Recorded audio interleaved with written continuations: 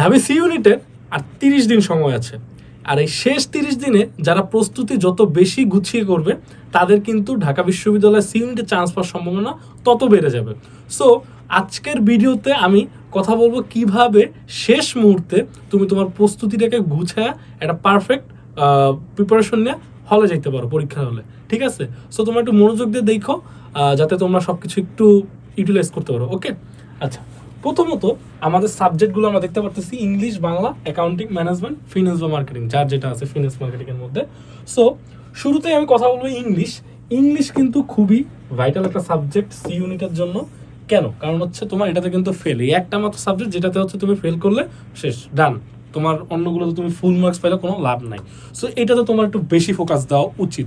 ঠিক আছে? সো এইখানে তোমার কয়টা পার্ট আছে? এইখানে তোমার পার্ট আছে হচ্ছে গ্রামার, ঠিক আছে, তারপর হচ্ছে কি মেমোরাইজিং পার্ট আছে, মেমো লিখলাম সংক্ষেপে। তারপর হচ্ছে যদি তুমি হচ্ছে যে তুমি বি ইউনিটে পরীক্ষা দাও তাহলে তোমার হচ্ছে রাইটিং এর একটা পার্ট আছে। হ্যাঁ, রাইটিং পার্ট তোমার এমনও আছে, সি ইউনিটও আছে। আচ্ছা, গ্রামার, আচ্ছা এইখানে কিন্তু তোমার রাইটিং পার্টের মধ্যে বি ইউনিট একটা আর সি ইউনিট একটা, কারণ বি ইউনিটের রাইটিং পার্টটা একটু আলাদা, সি ইউনিটের রাইটিং পার্টটা কিন্তু আরেকটু আলাদা। সো এই জিনিসটা আমি বলতেছি কি করা লাগবে। আচ্ছা, গ্রামার আর মেমোরাইজিং পার্টের মধ্যে আমি তোমাকে বলবো হচ্ছে মেমোরাইজিং পার্টে একটু গুরুত্ব বেশি দেওয়ার চেষ্টা করো। কেন? কারণ হচ্ছে গ্রামার তুমি এখন দেখা গেছে টপিক ভিত্তিক পড়তেছো, দেখে সলভ করা ইজি হয়ে যাচ্ছে, বাট যখন তুমি সবগুলো টপিক পড়া শেষ করবা অ্যান্ড পরীক্ষার হলে যাবা তখন দেখবা যে তুমি আসলে কোয়েশ্চেন দেখা ডিটেক্ট করতে পারতেছো না। হ্যাঁ, আর তুমি যদি ইংলিশে খুব বেশি ভালো না হও বা মিডিয়াম হও তখন তুমি আসলে অর্থ বুঝাও যে তুমি আসলে সলভ করবা, সেটাও দেখা গেছে যে তোমার আসলে হবে না পরীক্ষার হলে। ঠিক আছে?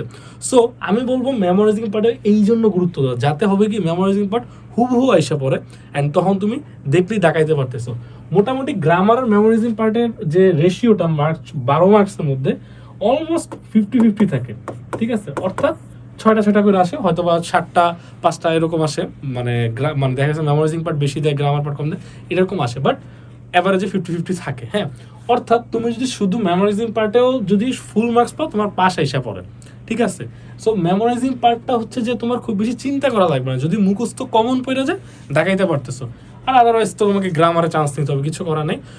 জিনিসটা হচ্ছে এভাবে চিন্তা করো যে তোমার মেমোরাইজিং পার্ট থেকে যদি 5টা আসে, 5টার মধ্যে যদি তুমি 4টা দেখায়, 4টা শিওরলি দেখায় কারেক্ট করতে পারো, আর এইখান থেকে যদি গ্রামারে 2টা পারো, গ্রামারে তুমি যদি এই প্রস্তুতি যতটুকু প্রস্তুতি নিচ্ছে ওই প্রস্তুতি নিয়ে যদি তুমি 2টা গ্রামার ঠিক না করতে পারো তাহলে তোমার ঢাবিতে চান্স পাওয়া উচিত না, যেটা হচ্ছে রিয়েল কথা। ঠিক আছে?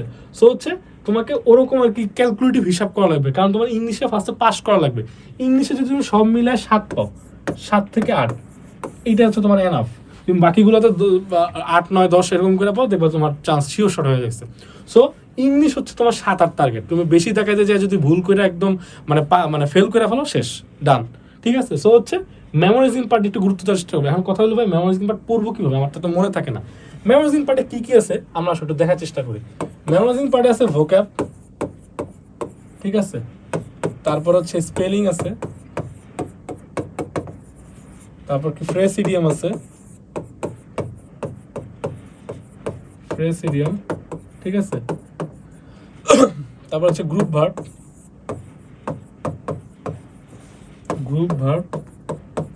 তারপর হচ্ছে তোমার কি আছে, আর আছে হলো যে তোমার প্রিপোজিশন। ঠিক আছে? এইখান থেকে হইতেছে যে তুমি ম্যাক্সিমাম মানে তোমার মেমোরাইজিং পার্ট যে ইংলিশে সেটা তুমি কমন পাবে। এখন বলতেছি ভাইয়া ভোকাবই তো আছে মোটামুটি তোমার কত অলমোস্ট 1000 সামথিং ভোকাব আছে, আমার আসলে খেয়াল নাই। আসলে হচ্ছে বইয়ের উপরে ডিপেন্ড করে। তুমি যদি মনে করো বাজারে যে বইগুলো আছে যেমন অ্যান্ড্রয়েড আছে প্যারাগনের, সো ওইটা যদি পড়ো ওইখানে যতগুলো আছে সো ওগুলো তোমার শেষ করতে গেলে প্রতিদিন 40-50টা করে পড়া লাগবে। ঠিক আছে? সো 40-50টা করে ভোকাব মানে হচ্ছে অলমোস্ট, আমি যদি ভুল না করি 2000-এর মতো ভোকাব আছে, আমার ঠিক খেয়াল নেই। আচ্ছা, স্পেলিং হচ্ছে তোমার হচ্ছে প্রিভিয়াস ইয়ারের কোয়েশ্চেন, তারপর হচ্ছে অ্যান্ড্রয়েডের স্পেলিংগুলো আছে, তারপর হচ্ছে ফ্রেজ ইডিয়াম আছে। এগুলো হচ্ছে তোমার বাজারে যে বইগুলো আছে কোচিং সেন্টারে প্রচলিত ওগুলো পড়লেই হয়ে যাচ্ছে, বাট কথা হচ্ছে এগুলো মনে রাখবো কেমনে। আচ্ছা, মেমোরাইজিং পার্ট মনে রাখার মানে এটা আসলে ডিপেন্ড করে ভাই তোমার উপরে। কারণ কি, তো আমি যদি তোমাকে সলিড কথা বলি, যেমন হচ্ছে spelling, phrase idiom, preposition, group verb, এগুলো হচ্ছে ভাই তোমার সলিড মুখস্থ করার জিনিস, সলিড মুখস্থ করার জিনিস। অর্থাৎ এগুলা তোমার কিভাবে মনে রাখবে এটা কোনো আসলে সঠিক উত্তর নাই। মানে মনে রাখা হয়তো তোমাকে অনেক অনেক ট্রিক্স দেখাতে পারে, বাট আলটিমেটলি মনে তোমারই রাখা লাগবে। সো আমি কি করতাম, আমি করতাম হচ্ছে স্পেলিংটা হচ্ছে খাতায় লেখা লেখা প্র্যাকটিস করতাম। হ্যাঁ, এটা হচ্ছে খাতায় লিখতাম, কিন্তু এই যে এই তিনটা জিনিস যে আছে এগুলো এই গ্রুপ ভার্ব খাতায় লিখতাম, এটাও খাতায় লিখতাম, এই দুইটা। বাট এই যে দুইটা অর্থাৎ এইটা মানে ফ্রেজ সিস্টেম আর প্রিপোজিশন এগুলো খাতায় লিখতাম না, এগুলো হচ্ছে মুখস্থ করতাম। অর্থাৎ প্রতিদিন সকালবেলা একটু পড়তাম, দুপুরবেলা একটু রিভিশন দিতাম, রাত্রেবেলা আবার যখন নতুন করে শুরু করতাম, অর্থাৎ তোমার ফ্রেজ সিস্টেম 20টা বললাম, প্রিপোজিশন 20টা বললাম, ওটা দুপুরে একটু রিভিশন দিলাম, রাত্রেবেলা আবার নতুন 20টা যখন শুরু করবো তার আগে একটু রিভিশন দিলাম, এরকম করে পড়তাম। ভোকাবও সেম, ভোকাব তোমার 40টা। ভোকাব আমার লেখার একটা সিস্টেম ছিল, অর্থাৎ ভোকাব লিখতাম আমি এরকম খাতার মধ্যে লিখতাম। কিভাবে লিখতাম দেখো, একটু ভিডিওটা একটু লেন্দি যাবে, বাট হচ্ছে এটা একটু কাজের হবে। হ্যাঁ, শেষ 1 মাসে যদি তুমি একটু মানতে পারো তাও হবে। ধরো এখানে হচ্ছে ওয়ার্ড, হ্যাঁ, তারপর হচ্ছে এটা হচ্ছে মিনিং, ওকে, এটা হচ্ছে সিনোনিম, এটা হচ্ছে অ্যান্টোনিম। এখন তোমার হচ্ছে তুমি যেই বইতে যাবা দেখবো যে তোমার এ সিরিয়ালের সবগুলো একসাথে লেখা, বি সিরিয়ালে একবার লেখা। এখন এইরকম পড়লে হয় কি, তোমার এর ওয়ার্ডগুলো সবগুলো সিনোনিম অ্যান্টোনিম তুমি গোজামিল পাকায় ফেলা, মনে রাখতে পারবে না। সো এই জন্য আমি কি করতাম, এর থেকে একটা নিতাম, মনে করো অ্যাওয়ার্ড, হ্যাঁ, সো ওইটার ওয়ার্ড মিনিং লিখতাম, সিনোনিম অ্যান্টোনিম লিখতাম, ডান। তারপর হচ্ছে মনে করো বির একটা ওয়ার্ড, বি দিয়ে মনে করো আমার ঠিক আচ্ছা ব্যাড লিখলাম, সাপোজ খারাপ, ঠিক আছে। এখন এই ব্যাড, তারপর হচ্ছে কত সি, আমরা সিতে যাইতাম, ওকে সি, তারপর হচ্ছে ডি, এরকম হচ্ছে প্রত্যেকটা থেকে একটা নিয়ে আমি প্রত্যেকদিন 40টা করে পড়তাম, 40টা করে পড়তাম। অর্থাৎ এ থেকে জেড পর্যন্ত আমার 40টা ওয়ার্ড যেখানে আসতেছে আমি সেখান পর্যন্ত লিখতাম, ওকে। এই হইতেছে যে আমার ব্যাপার। তাইলে তুমি মোটামুটি একটা মনে রাখতে পারবে। এখন এইটা মনে রাখারও আসলে মানে আসলে তোমার মনে থাকবে কিনা এটা হচ্ছে কথা, মানে মনে থাকার কথা না। যদি মনে থাকে তুমি মানে কম্পিউটার, তুমি আসলে মানুষ না। সো তোমার করতে হবে কি ভাই, এগুলো তো পড়বাই, তুমি এর পাশাপাশি প্রিভিয়াস ইয়ারের কোয়েশ্চেনগুলো পড়বা, বিকজ প্রিভিয়াস ইয়ারের থেকে বেশি কোয়েশ্চেন আইসা পড়ে, ঠিক আছে। আর হচ্ছে একটা জিনিস মনে রাখবা, ভোকাবুলারি কোনো সময় কঠিনগুলো আসবে না, কঠিনগুলা কখনই আসবে না, যেগুলো সোজা মোটামুটি প্রচলিত ওগুলাই আসবে, এটা মাথায় রাখবা, ঠিক আছে। আচ্ছা, যাই হোক, তো বাকিগুলো তো বললাম। অর্থাৎ তুমি প্রতিটা আইটেমই ডেলি পড়বা, রিভিশন দিবা, নতুনগুলো শুরু করার আগে রিভিশন দিবা, কারেক্ট, ওকে। আচ্ছা, এবার রাইটিং পার্ট নিয়ে, রাইটিং পার্টে বি ইউনিটে যেটা আছে সেটা হচ্ছে একদম তোমার ওই যে প্যারাগ্রাফ, তারপর আরো অনেক কিছু আছে। হ্যাঁ, সি ইউনিট হচ্ছে তোমার দেখা গেছে ভুল সংশোধনী, ঠিক আছে, তারপর ট্রান্সলেশন, এগুলো আছে। সো সি ইউনিট, বি ইউনিটের জন্য হচ্ছে ফ্রি হ্যান্ড রাইটিং, বাট হচ্ছে একটু ইউনিক ওয়ার্ড দিয়া ফ্রি হ্যান্ড রাইটিং, ওকে। আর এইটা হচ্ছে পুরোটা হচ্ছে তোমার মুখস্থ। সো দুইটার জন্য আসলে তোমার প্রস্তুতি হবে আলাদা। সো এটা একটু মাথায় রাখবা। হ্যাঁ, তো এই মানে রাইটিং পার্টটা কোনোভাবে হেলাফেলা করো না, কারণ হচ্ছে রাইটিং পার্টে আসলে ফেল আছে। সো মাথায় রাখবা, ওকে। সো তোমার সি ইউনিটের জন্য একটা আলাদা প্রস্তুতি হবে, বি ইউনিটের জন্য একটা আলাদা প্রস্তুতি হবে। এখন তুমি যদি চিন্তা করো ভাইয়া আমি হচ্ছে বি ইউনিটের জন্য হার্ড কোর প্রিপারেশন না, আমার সি ইউনিটের জন্য হার্ড কোর প্রিপারেশন, কোনো সমস্যা নেই, কিন্তু তোমার হচ্ছে বি ইউনিটটা একটু হাতে রাখলে তো সমস্যা তো নাই, ওকে। আচ্ছা, যাই হোক, আমরা এবার আসি বাংলায়। আচ্ছা, বাংলায়ও কিন্তু ভাইয়া তোমার হচ্ছে সেম জিনিস আছে। হ্যাঁ, বাংলা হচ্ছে তোমার কি, আচ্ছা বাংলা কিন্তু আবার দুইটা ভাগ আছে, হ্যাঁ, বি1 আর হচ্ছে বি2, এটা নিয়ে একটু আমার আলাপ করতে হবে। এখন একটা জিনিস হচ্ছে বি1 কিন্তু তোমার সিলেবাস, আচ্ছা তোমরা তো আবার ফুল সিলেবাস, তোমাদের এই প্যারাটা নাই, তোমাদের ফুল সিলেবাস মানে সব তোমাদের জানার মধ্যে আসবে।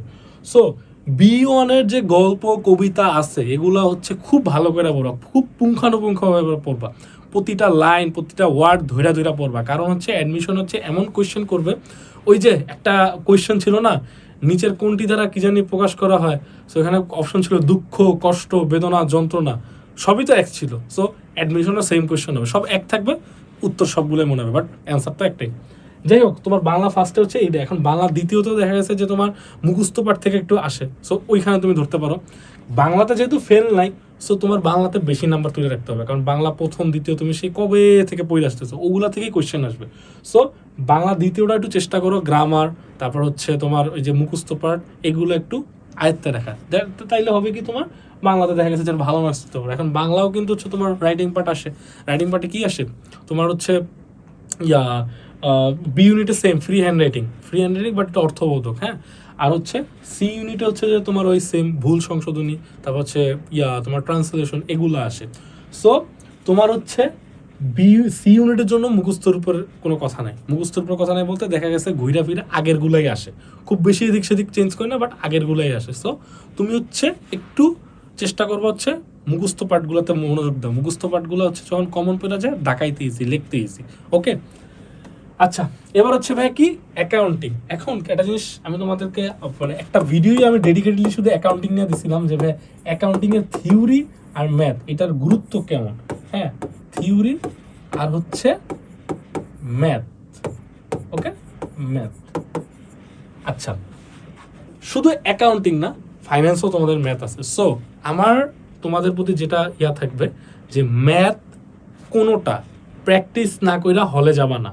একটা ম্যাথ দেখলে খুবই সোজা, মানে এমন সোজা যে এটা হচ্ছে মানে 1+1=2 এতটা সোজা, বাট তারপরও এটা খাতায় প্র্যাকটিস কইরা তারপর হলে যাবা। কারণ হলের যে নার্ভাসনেস তোমার দেখা গেছে পারা ম্যাথও তুমি ভুল করে ফেলাতেছো। সো কোনো রিস্ক দিবা না, সবসময় হচ্ছে ম্যাথগুলো বাসায় প্র্যাকটিস কইরা যাবা। কঠিন যে জিনিসগুলো লাগতেছে পারলে একটু খাতায় লিখবা, তাইলে মনে থাকবে। অ্যান্ড চেষ্টা করবা ওই কঠিন জিনিসগুলো সকালে পড়া, অর্থাৎ সকালে পড়া মনে বলতে বোঝাচ্ছি যে সময় তোমার মাইন্ডটা রিফ্রেশ থাকবে। ঠিক আছে, আচ্ছা এটা গেল থিওরি। এখন থিওরি বলতে সরি এটা ম্যাথের পার্ট গেল, যে ম্যাথ তোমার হচ্ছে বেশি বেশি করে প্র্যাকটিস করতে হবে। বেশি বেশি করে যত বেশি প্র্যাকটিস করবা দেখবা যে তোমার একদম কলমের গোড়ায় এসে পড়ছে ম্যাথটা, মানে যখনই কোয়েশ্চেন দেবা ধূপধাপ অ্যান্সার করতে পারবা। আচ্ছা এবার হচ্ছে ভাই থিওরি। থিওরি হচ্ছে কি ভাই যেমন আমার অ্যাকাউন্টিং এর থিওরিতে আমি যদি বলি যে তোমরা সবচেয়ে বেশি ঝামেলায় পড়বা কিসে, সেটা হচ্ছে হিসাব বিজ্ঞানের নীতি, হিসাব বিজ্ঞানের নীতি। ঠিক আছে, নীতিমালা আর কি, নীতিমালা আর হচ্ছে অনুপাত।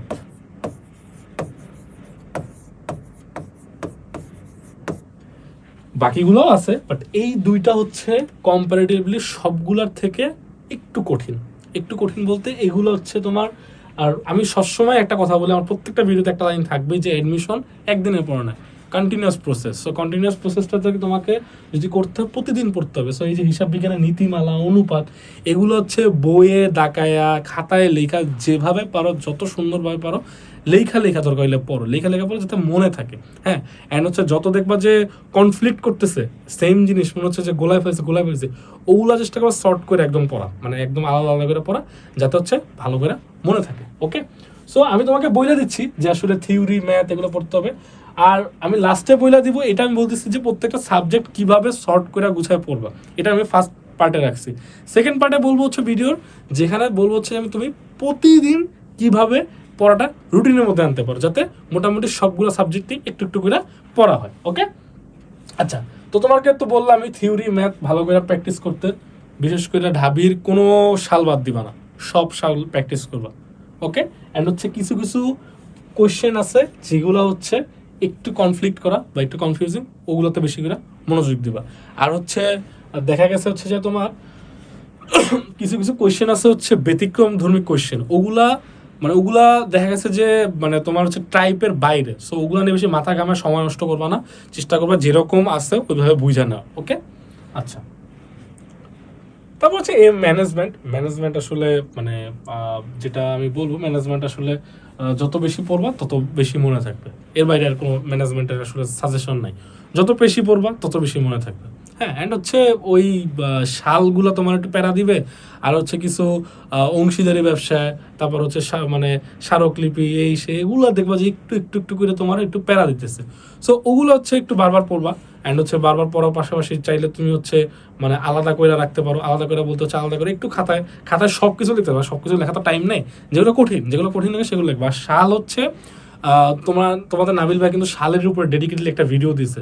সো ওইটা দেখলে আই হোপ তোমরা আসলে শাল নিয়ে তোমাদের আর কোনো প্যারা থাকবে না, দেখবা শাল অনেক সহজে মনে রাখতে পারছো। তারপরে আমি একটু ছোটো করে বলে দিই, সেটা হচ্ছে শাল না, যে কোনো কঠিন পড়া যেগুলো হচ্ছে একটু দেখা গেছে ফর্মুলা টাইপের, বা হচ্ছে যেগুলো একটু নিজের ট্রিক্স দিয়ে মনে রাখা যায়, সেগুলো নিজের ট্রিক্স বানাবে। অ্যান্ড এই ট্রিক্সটা হইতে পারে গালি দিয়ে মনে রাখতে পারো, বা কারো নাম দিয়ে মনে রাখতে পারো, বা দেখা গেছে যে তুমি প্রথম ওয়ার্ড দিয়ে, যেমন আমি যদি তোমাদেরকে বলি যেমন হচ্ছে বিক্রয় ফেরত। হ্যাঁ, মনে রাখছি, এটা আমি মনে রাখছি আভি।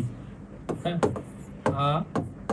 আভি অর্থাৎ আন্ত ফেরত, আর এটা হচ্ছে বিক্রয় ফেরত, মানে হচ্ছে এইটার একটা মানে আলাদা আলাদা নাম, একটারই সে মানে অন্য নাম আর কি, ওকে। আর বিক্রি মানে তোমার কি বলে ক্রয় ফেরত আর বই ফেরত, এটা মনে রাখছি বক্র, অর্থাৎ বই ফেরত আর ক্রয় ফেরত, ঠিক আছে। সো এইভাবে তুমি মনে রাখতে পারো, ওকে। আচ্ছা, এখন ফাইন্যান্স মার্কেটিং হচ্ছে থিওরি, সো থিওরিও সেই ম্যানেজমেন্টের মতন নিতে পারো।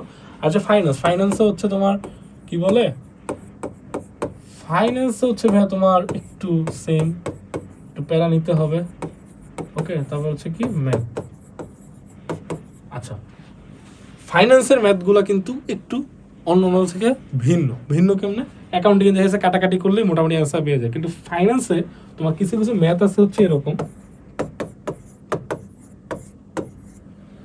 অর্থাৎ পাওয়ার পাস ক্যালকুলেটর তো নাই, তাহলে তুমি এটা করবা কিভাবে? সো এগুলোর হচ্ছে কিছু শর্টকাট ট্রিক্স আছে, ওগুলো ফলো করবা অ্যান্ড নিজেও শর্টকাট ট্রিক্স বানাইতে পারো। সো এগুলো খাতায় করলেই দেখবা। আচ্ছা, একটা জিনিস হচ্ছে এই যেটা বললাম যে এইরকম একটা ম্যাথ দিয়ে তুমি কি করবা, ক্যালকুলেটর তো নাই, এখন কথা হচ্ছে এর বাইরেও আসবে না, অর্থাৎ ক্যালকুলেটরের নাই অ্যান্ড মানুষ যতটুক ক্যালকুলেশন করতে পারবে, যতটুকু মানুষের পক্ষে পসিবল ততটুকুই কোয়েশ্চেন করবে, অর্থাৎ তোমাকে এখন লগ দিবে না, ঠিক আছে, এই লগ দিবে না, তোমাকে দিবে এইটা। এখন এইটা হচ্ছে তাও আবার 5 বছর, হায়েস্ট 6-7 বছর পর্যন্ত দেয়, এর উপরে দেয় না।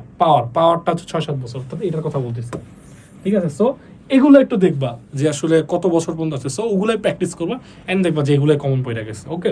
আর ফাইন্যান্স হচ্ছে খুবই সহজ একটা সাবজেক্ট, খুব বেশি কঠিন না, খুব ভালো পারো তোমরা। তবে যেটা বললাম ঢাবির কোশ্চেন তোমার একটু ঘুরাবে নাচাবে, সো ওই ঘুরানি পেঁচানি নাচানি যদি না খাইতে চাও, চেষ্টা করো তোমার হচ্ছে ম্যাথ থিওরি খুব ভালো করে প্র্যাকটিস করে খাতায় প্র্যাকটিস করো, গট ইট, ঠিক আছে। আর হচ্ছে ফাইন্যান্সের হচ্ছে যে আমি যদি তোমাকে বলি খুব কঠিন কিছুই নাই, তো তবে হচ্ছে তোমার দেখা গেছে যে এই ম্যাথগুলোতে তোমার একটা প্যারা খেতে পারো, ওই সময় মূল্য, তারপরে দেখা গেছে যে তোমার ওই কিছু পার্সেন্টেজ বের করার ম্যাথ থাকতে পারে, সো ওগুলো একটু নিজে প্র্যাকটিস করবা অ্যান্ড হচ্ছে প্রিভিয়াস ইয়ার কোয়েশ্চেন, অবশ্যই প্রিভিয়াস ইয়ার কোয়েশ্চেনগুলো দেখবা।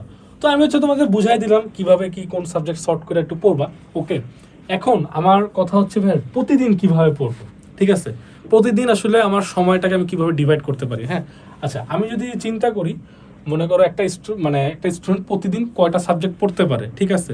একটা স্টুডেন্টের সকালে কোচিং থাকতে পারে কোচিং সেন্টারে, তা কোচিং সেন্টারে কোচিং করার আগে সেটা যদি সকাল 8টায় হয়, তুমি চেষ্টা করবা 6টার সময় উঠে 1 ঘন্টা একটু পড়ার, 1 ঘন্টা পরে তারপর ফ্রেশ সময় তুমি কোচিংয়ে গেলা।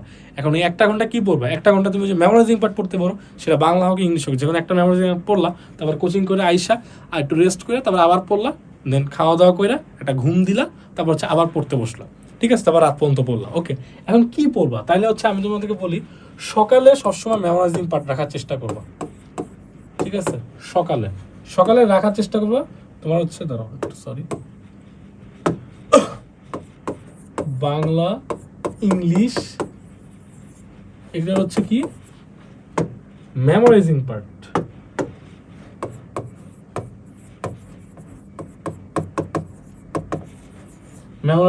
ওকে। আচ্ছা, এটা হলো সকালে। এখন হচ্ছে দুপুরে কি পড়বা, দুপুরে বলতে কোচিং সেন্টারে পড়ে, এখন তোমার কোচিং সেন্টারের টাইম অনুযায়ী তুমি এটা একটু এদিক সেদিক করে নিবা, ওকে। আচ্ছা, দুপুরে কি পড়বা, দুপুরে হচ্ছে নতুন লেকচার শিট তুমি কোচিং সেন্টারে পাচ্ছ, নতুন লেকচার শিটটা পড়বা অ্যান্ড সাথে সাথে ওই সাবজেক্টেরই প্রিভিয়াস লেকচার শিটটা রিভাইজ দিয়ে দিবা, ওকে। সো আমি এটা এখানে নিউ লেকচার শিট লিখলাম, নিউ প্লাস প্রিভিয়াস, ওকে। এটা এনি সাবজেক্ট হইতে পারে, এখানে এনি সাবজেক্ট মানে কোচিং সেন্টারে আইসাই ওই লেকচার শিটটা যেই সাবজেক্টের হোক ওই সাবজেক্টের লেকচার শিটটা পড়বা, প্রিভিয়াস লেকচার শিটটা পড়ে ফেলাবা, ওকে। তাইলে হবে কি প্রিভিয়াসটা রিভিশন দেওয়া হলো অ্যান্ড নতুনটাও পড়া হয়ে গেল। তারপরে দুপুরের পরে হচ্ছে তোমার দুপুরের পরে হইতেছে যে দুপুরের পর তুমি হচ্ছে অ্যাকাউন্টিং ধরবা, একটু অ্যাকাউন্টিং এ মিনিমাম একটা লেকচার শিট শেষ করবা, ঠিক আছে, অ্যাকাউন্টিং অ্যান্ড যত ফাস্ট পারো, ঠিক আছে, অ্যাকাউন্টিং পড়বা। তারপর হচ্ছে বিকাল থেকে আবার সন্ধ্যা পর্যন্ত, বিকাল থেকে অ্যাকচুয়ালি রাত পর্যন্ত দিই, তাইলে এখানে তুমি সব বলতে পারবো, হ্যাঁ। আচ্ছা, এই দুপুরে যে নিউ প্রিভিয়াস এখানে কিন্তু আমার মেমোরাইজিং পার্ট একটু রিভিশন দিতে হবে, হ্যাঁ, এটা একটু মাথায় থাকে যেন মেমো রিভাইজ, এটা একটু মাথায় রেখো। মেমোরাইজিং পার্ট একটু একটু করে যতটুকু পড়ো, আর মানে একদম মুখস্থ করা ট্রাই করবে না, যে এটা এটা মুখস্থ করবা, রিডিং পড়বা, 10 বার 20 বার 25 বার রিডিং পড়বা, একটা টাইম লিমিট সেট করবা, অতক্ষণের মধ্যে যতবার রিডিং পড়তে পারো, বারবার রিডিং পড়বা। ওকে, আচ্ছা। তো দুপুরের পর তুমি হচ্ছে অ্যাকাউন্টিং পড়লা, বিকাল থেকে রাতে তুমি কি পড়বা? বিকাল থেকে রাতে হচ্ছে তুমি ভাইয়া ফিনান্সের একটা লেকচার শিট ধরবা, তারপর হচ্ছে এমজিটির একটা লেকচার শিট ধরবা। অ্যান্ড মোস্ট ইম্পর্টেন্ট, এগুলো দেখা গেছে যে তুমি মানে নতুন লেকচার শিট বাদে যেগুলো পড়তেছো, কারণ তোমার তো নতুন লেকচার শিটগুলো বাদে হইতে নতুন লেকচার শিট পাইলে তো তুমি এখানেই পড়তেছো, রাইট? আর এখন যেগুলো পড়তেছো এগুলো তো প্রিভিয়াস, সো প্রিভিয়াসগুলো করতে কিন্তু বেশি সময় লাগবে না। অ্যান্ড প্রিভিয়াসগুলো মানে করতে তোমার সময় কম লাগা মানে তুমি জাস্ট পারতেছো, এটা মাথায় রাখবা, এই কনফিডেন্সটা মাথায় রাখবা, ঠিক আছে? আচ্ছা, so finance, management, Bangla, English সবগুলা এই বিকাল থেকে রাতের মধ্যে তুমি একটা একটা করে শেষ করবা। বাংলা একটু পড়া বেশি, বাট তারপরও যত মানে টাইমের সাথে সাথে তোমার দৌড়াইতে হবে, এটা মাথায় রাখবা। সো এই রুটিনটা মানে হচ্ছে, আমি এরকম লিখলাম, হয়তো বা লেখাটা খুব গুছানো হয় না, বাট মুখে আমি যদি তোমাকে বলি, তোমার কোচিং সেন্টারের আগে মেমোরাইজিং পার্ট পড়ে যেতে হবে, কোচিং সেন্টার থেকে আইসা যে নতুন লেকচার শিটটা দিয়েছে সেইটা পড়তে হবে, প্লাস ওই সাবজেক্টের আগের লেকচার শিটটা পড়ে ফেলাইতে হবে, তাহলে 2টা লেকচার শিট পড়া হয়ে গেল। ওকে, অ্যান্ড দেন আবার একটু মেমোরাইজিং পার্ট রিভিশন দিলাম, রিভিশন দেওয়ার পর রেস্ট করলা, খাওয়া দাওয়া করলা, ঘুমাইলা, তারপর ঘুম থেকে উঠা, ঘুমাবার বেশি না, ঘুমাবার এমন না যে দুপুরে ঘুম দিয়ে রাত্রেবেলা উঠছো, এই ঘুম দরকার নেই ভাই, 1 ঘন্টা পাওয়ার ন্যাপ হবে, এর বাইরে কিচ্ছু না, ঠিক আছে? তো উইঠা অ্যাকাউন্টিং করলা, অ্যাকাউন্টিং করার পরে হচ্ছে যে তোমার বিকাল থেকে রাতে হচ্ছে যে তোমার ফাইন্যান্স, ম্যানেজমেন্ট, বাংলা, ইংলিশ সবগুলো একটু পড়বা, ঠিক আছে? তো দেখা যাচ্ছে যে প্রত্যেক দিন একটা রুটিনের মধ্যে তোমার সবগুলো সাবজেক্ট কিন্তু পড়া হয়ে যেতেছে। তবে হ্যাঁ, এইটা ফিক্স না, তুমি দেখবে এটা মেনটেন করতে পারবা না, আবার দেখা যাচ্ছে মেনটেন করতে পারবা, মেনটেন করতে পারলে ভালো, বাট না করতে পারলে তো কিছু করার নেই, বাট চেষ্টা করো মেনটেন করার। এই রুটিনে যদি মেনটেন করতে পারো তাহলে তোমার ঢাবিতে আসলে চান্স পাওয়ার একটা সম্ভাবনা বাইরে যায়। এখন আমার দেখা গেছে যে কোচিং সেন্টার যেটা করছিল, মানে ওদের হয়তো বা পরীক্ষার কিছুদিন বাকি, তার আগে কেউ লেকচার শেষ হয়েছে, কিন্তু তার আগে আমার প্রতিটা লেকচার শিট 2 থেকে 3 বারের উপরে আমার রিভাইজ করা শেষ হয়ে গেছিল। কিভাবে? বিকজ আমি এই জায়গাটা খুবই গুরুত্ব আরোপ করছিলাম, এই জায়গাটায়, অর্থাৎ নিউ লেকচার শিট পড়ার সাথে সাথে আমি প্রিভিয়াস লেকচার শিটটা পড়ে ফেলাইতাম, তাহলে প্রিভিয়াস লেকচার শিটটা আমার 2 বার পড়া হইলো, ঠিক আছে? আর হচ্ছে আমরা এখানে যখন পড়তেছিলাম এগুলো আমার প্রিভিয়াস লেকচার শিটগুলো, অর্থাৎ তখন একবার পড়লাম, এখন একবার পড়লাম। সো কি হইতেছে, আমার একটা রিসাইকেলের মানে একটা সাইকেল তৈরি হয়ে যেতেছে, যেখানে আমার লেকচার শিট নিউটাও পড়া হইতেছে, প্রিভিয়াসটা রিভিশন দেওয়া হচ্ছে, ঠিক আছে? সো এইভাবেই। আর আমি যেটা সবসময় বলি, মেমোরাইজিং পার্টটা একটু গুরুত্ব আরোপ করো, কঠিন বিষয়গুলো প্রতিনিয়ত পড়ো, আলাদা আলাদা করে পড়ো। আলাদা আলাদা বলতে আমি মার্কিং করে পড়াটা বুঝাই সবসময়, যে মার্কিং করে পড়বা, যে এই জায়গাটায় আমার উইক জোন, সো এটা মার্কিং করলাম, অ্যান্ড এটা আমি বেশি করে পড়বো, ঠিক আছে? আর একটা জিনিস আমি তোমাদেরকে বলে রাখি ভাইয়া, সবচেয়ে সহজ কোয়েশ্চেন হয় ঢাকা বিশ্ববিদ্যালয়ের কোয়েশ্চেন, কমার্সের পার্সপেক্টিভে যদি বলি, বাকি পার্সপেক্টিভগুলো আমি জানি না, বাকি পার্সপেক্টিভগুলো বাকি মানুষ জানে। সো কমার্সের কথা যদি বলি, বাংলাদেশের কমার্সে পাবলিক ইউনিভার্সিটির মধ্যে সবচেয়ে বেশি সহজ কোয়েশ্চেন হয় ঢাকা বিশ্ববিদ্যালয় সি ইউনিট। কথাটা শুনতে খুবই মানে আনরিয়েলিস্টিক লাগতেছে আমার, হয়তো বা আমি ঢাকা বিশ্ববিদ্যালয়ের স্টুডেন্ট, দ্যাটস ওয়াই আমি বলতেছি, এরকমই তুমি মনে করতে পারো, বাট না, এটাই ট্রু।